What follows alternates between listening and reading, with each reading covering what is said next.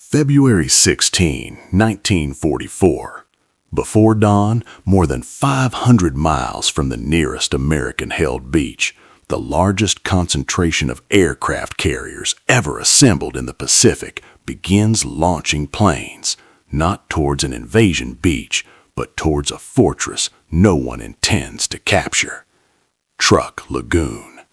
For 20 years, Imperial Japan built its Pacific defense around bases like this, ringed by reefs, protected by airfields, and stocked to withstand siege. The Japanese believed any enemy advance would have to break these strongholds one by one, bleeding itself white in the process. But on this morning, no Marines are waiting offshore, no transports are lining up. Instead, Admiral Chester W. Nimitz has ordered something radical: bypass the fortress entirely and destroy its usefulness from the air. What follows is not an assault, but an erasure. This is the moment the Pacific War stops being about islands and becomes about mobility, air power, and time. The Pacific War did not begin as a war of clever shortcuts. In 1942 and 1943, American forces paid dearly for every mile forward. Guadalcanal, Tarawa, and the Solomons proved that island warfare was slow, brutal, and unforgiving. Japanese defenses were not designed to be flexible. They were designed to kill attackers. Japan's strategy assumed one unshakable truth: territory mattered more than time. Bases like Truk, Rabaul, and later Peleliu were meant to force the United States into direct confrontations where concrete, artillery, and entrenched infantry could offset American industrial power. But by late 1943, Nimitz and his planners recognized a fatal flaw. Japan could not replace ships, aircraft, or trained pilots at the rate the United States could. The question shifted from "How do we take every island?" to "Which islands can we safely ignore?" Island hopping was not avoidance, it was selection. By early 1944, Admiral Chester W. Nimitz commanded a force Japan could no longer match, especially at sea. At the center of his strategy was mobility, not armies tied to beaches, but fleets that could strike, withdraw, and strike again. Instead of battering Truk into submission with an invasion, Nimitz approved a plan to make it strategically irrelevant.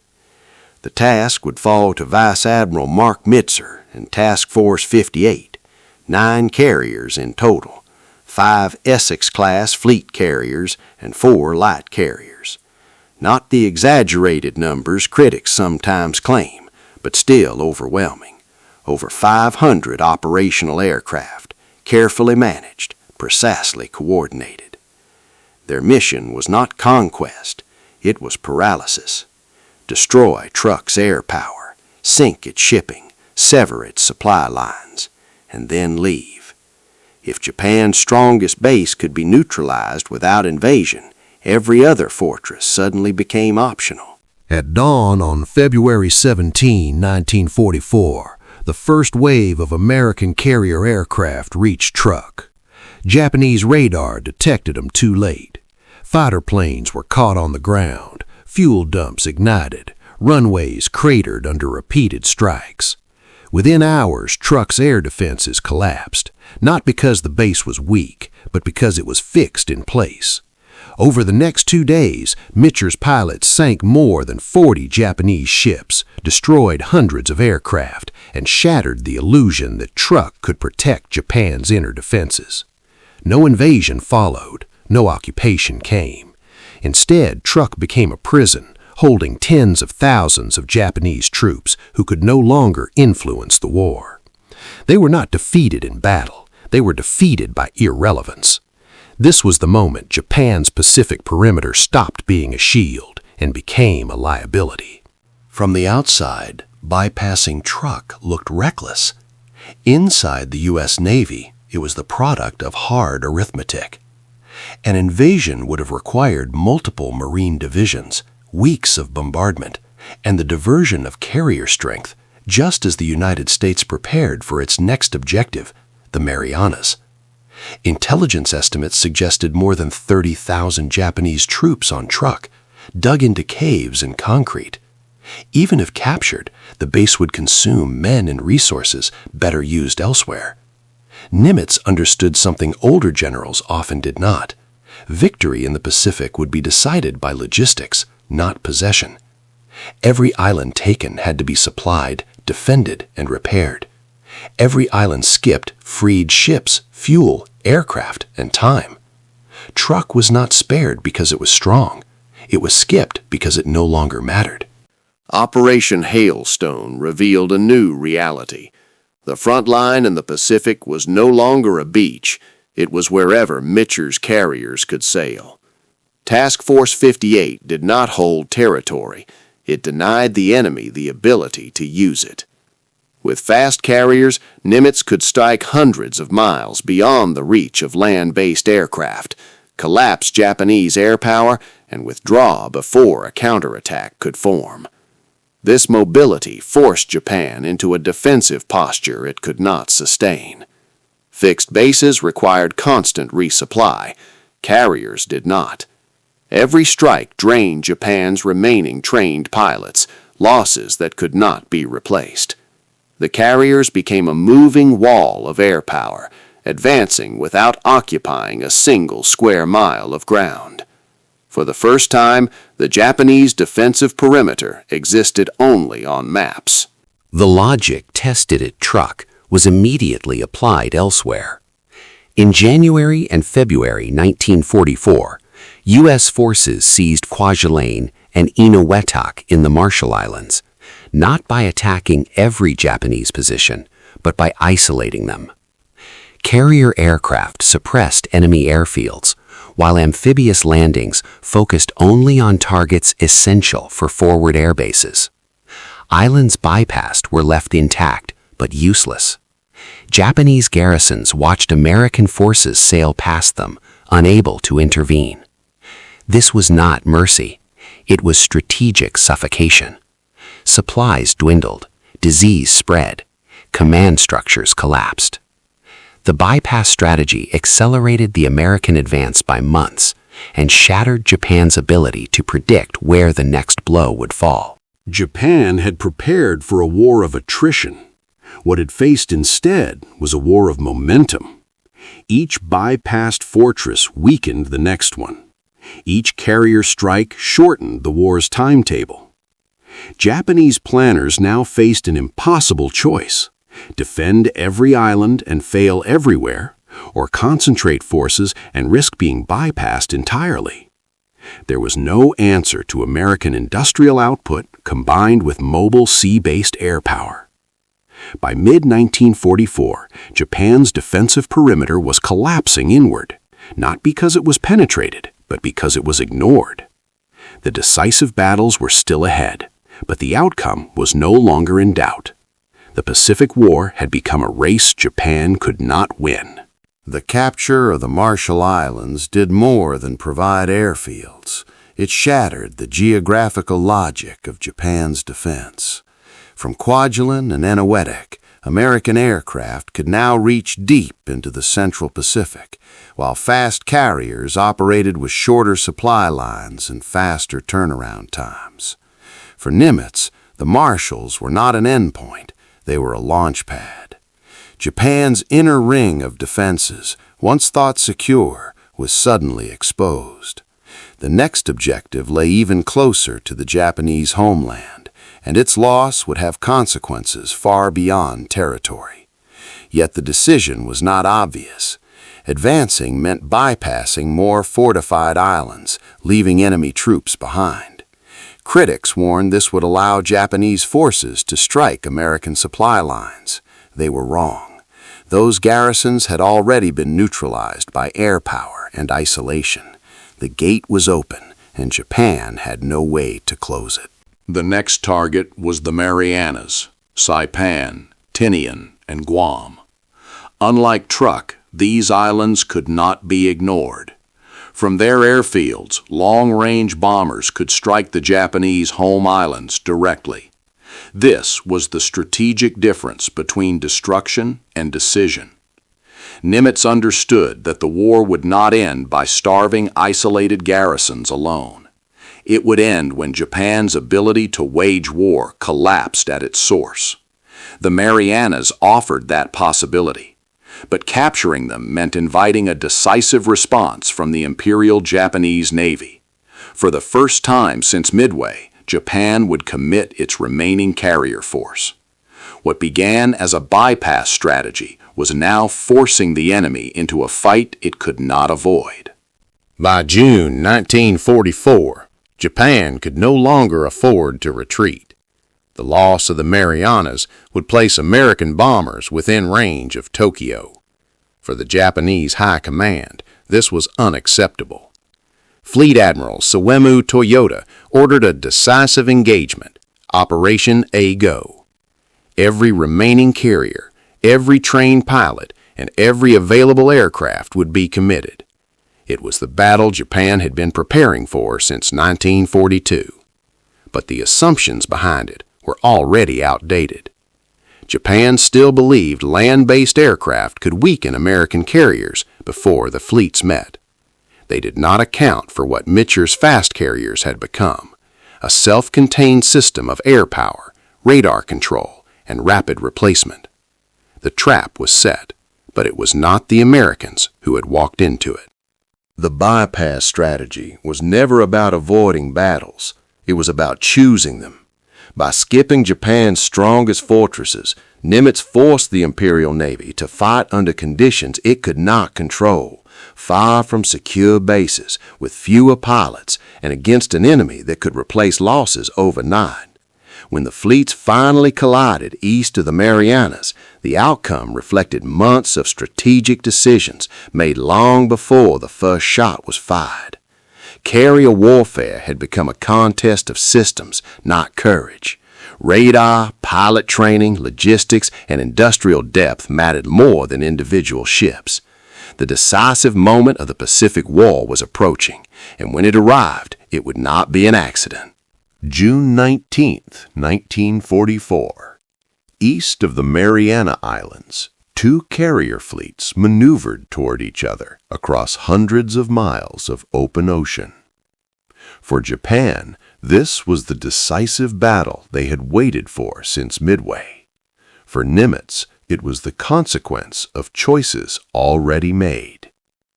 The Japanese fleet sailed with fewer carriers, fewer trained pilots, and no margin for replacement. American Task Force 58, by contrast, operated as a system: radar detection, fighter direction, layered air defense, and constant resupply. When Japanese aircraft finally arrived over the American carriers, they faced a wall of Hellcats guided by radar and radio control. What followed was not a duel. It was a collapse. Over 2 days of combat, the disparity became undeniable. Japanese pilots, many rushed into service with minimal training, flew into an American defense refined by months of carrier operations. Radar picked them up early. Fighter controllers vectored intercepts with precision. American pilots, better trained and flying superior aircraft, destroyed wave after wave. By the end of June 20, Japan had lost more than 300 aircraft and the bulk of its remaining naval aviators. American losses were minimal by comparison. The phrase "Great Marianas Turkey Shoot" entered history, not as bravado, but as description. Japan's carrier air arm did not recover. The battle did not just decide the Marianas, it decided the war at sea. The destruction of Japan's carrier air power did not begin in June 1944. It began months earlier, when Nimitz chose not to invade Truk. By bypassing fortress bases, the United States preserved strength, accelerated its timetable, and forced Japan into a decisive battle before it was ready. Every skipped island meant more aircraft, more pilots, and more fuel available when the moment arrived. Japan, by contrast, had been bleeding resources trying to defend positions that no longer influenced the war. Island hopping was not just a path across the Pacific. It was a filter, separating what mattered from what did not. By the time Japan realized this, it was too late. After the Battle of the Philippine Sea, Japan's fleet remained afloat, but its striking power was gone. The war entered its final phase. From the Marianas, American bombers would soon reach Japan itself. The fortress strategy had failed. What replaced it was something no nation had fully confronted before: a front line that moved with the fleet, carried its own air force, and did not need to hold ground to win. Mitscher's carriers had become the decisive instrument of the Pacific War, not by seizing territory, but by making resistance futile. The lesson was unmistakable. Wars were no longer won by defending every position. They were won by choosing where and when to fight. Japan never regained that choice. Across the Pacific, the consequences of bypass strategy became unavoidable. At Truk, Rabaul, and dozens of smaller islands, Japanese garrisons remained intact, but strategically useless. Supplies dwindled, fuel ran out, medical care collapsed. These forces were not defeated in battle. They were neutralized by isolation. Allied submarines and aircraft severed supply routes, turning once powerful bases into liabilities. Japan could neither evacuate nor reinforce. Critics later argued these garrisons might have threatened American supply lines. In practice, they never did. They lacked fuel, aircraft, and naval support. The bypass strategy did exactly what it was designed to do: remove enemy forces from the war without paying the cost of destroying them directly. By late 1944, the tempo of the Pacific War had shifted irreversibly. American forces advanced faster than Japanese planners believed possible. Carrier strikes reached farther. Amphibious operations grew more selective. Each operation built directly on the last, with no pauses to reduce bypassed strongholds. This acceleration mattered. Every month saved shortened the war and reduced casualties on both sides. The strategy was not bloodless. Battles like Peleliu and Iwo Jima would prove that bypassing was not always possible. But those exceptions only reinforced the rule. Where islands could be skipped, they were.